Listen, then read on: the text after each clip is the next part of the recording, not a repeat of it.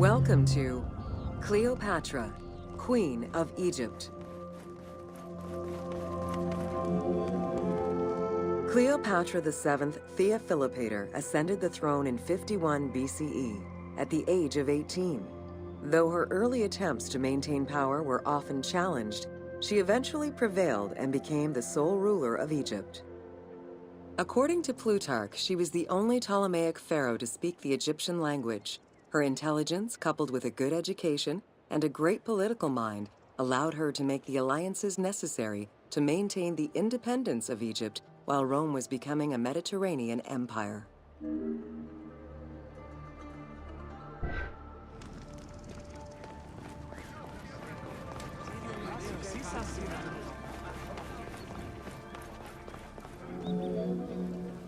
It is important to understand that Cleopatra's knowledge of Egyptian language and keen understanding of the culture allowed her to make powerful ideological referents that resonated with ancient Egyptians.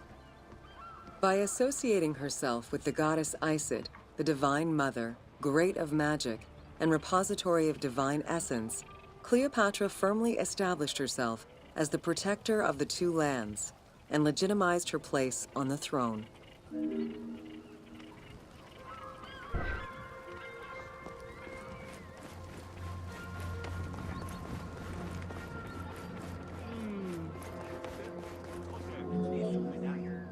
Upon his death in 51 BCE, Ptolemy XII Aulus bequeathed his kingdom to his daughter and eldest son, Cleopatra VII and Ptolemy XIII. As was custom, the siblings were married. The new pharaoh was 10 years old, his sister wife 17.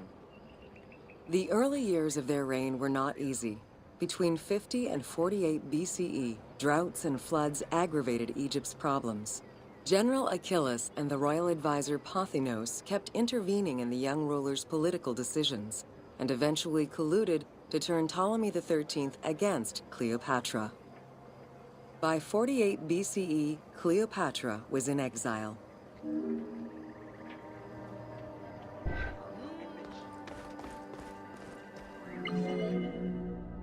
During Cleopatra's exile, the Roman Empire was not without its own internal conflict.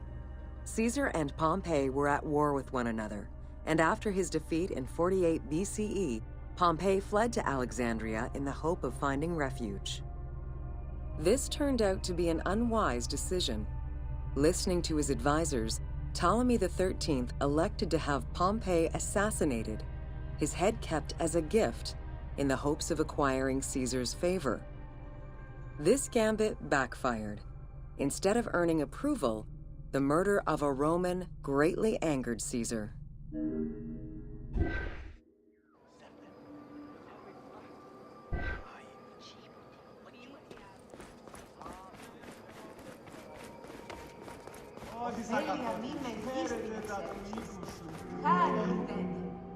Cleopatra, aware of Caesar's anger against Ptolemy for the murder of Pompey, decided to take advantage of the situation.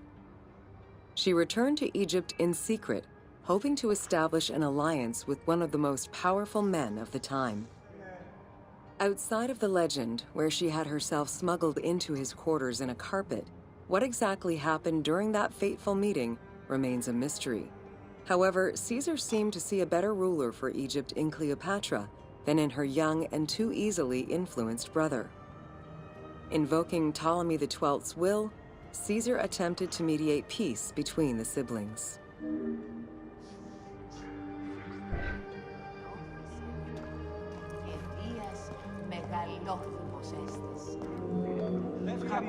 Ptolemy XIII was enraged by the turn of events, and his advisors were none too happy to see Cleopatra return. Urged on by General Achilles and Pothinos, the young pharaoh plotted against Caesar and Cleopatra, resulting in the siege of Alexandria in 47 BCE. It was in March 47 BCE that Caesar defeated Ptolemy XIII's forces. The young pharaoh drowned in the Nile after having fled the battlefield.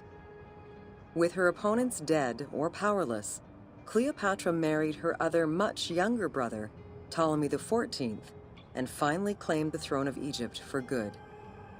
The end of the Alexandrian War also cemented the romantic and political alliance between Cleopatra and Caesar.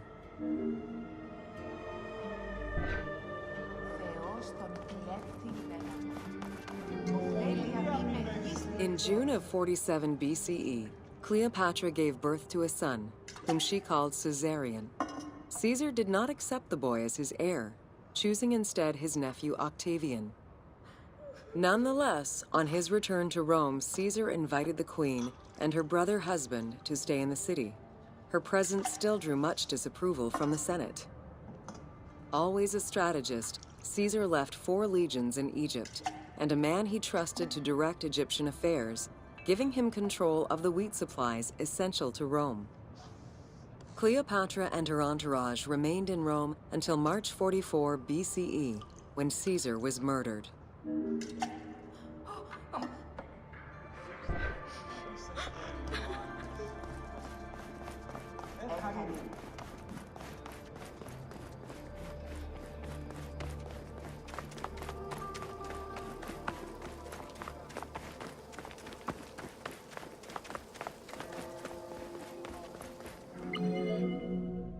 Caesar's most faithful ally, Mark Antony, often visited the Queen of Egypt during his stay in Rome.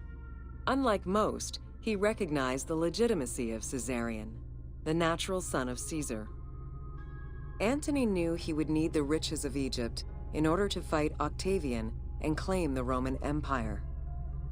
Cleopatra, in return, saw a powerful ally.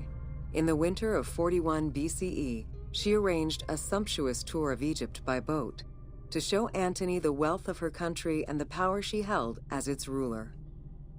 A romantic and political relationship followed. The Roman Senate was once again most displeased. To calm spirits in Rome, Antony married Octavia, sister of Octavian.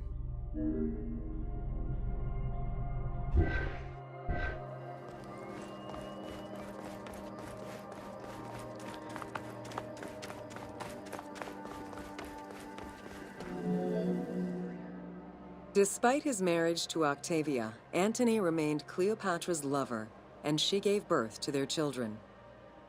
Cleopatra increased her kingdom's territory and started a political propaganda alongside her lover in Egypt and beyond. She hoped to create a Ptolemaic federal empire with Alexandria at its center. Antony eventually repudiated his Roman wife for the Egyptian queen, much to the dismay of the Roman elite. However, while Mark Antony focused on Egypt, Octavian carefully gained military and political ascendancy over him in Rome.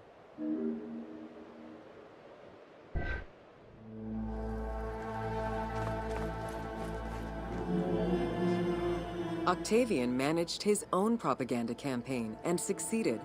The Roman people hated Mark Antony and Cleopatra. To avoid the censure still inherent in attacking a fellow Roman, Octavian simply declared war against Egypt. Rome's power still reigned supreme. The powerful Egyptian fleet, led by Cleopatra as well as Mark Antony's forces, were defeated in 31 BCE in Actium.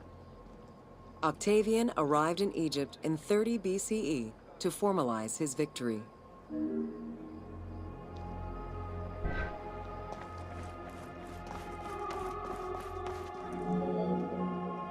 The following events remain difficult to confirm due to the many versions and legends around them.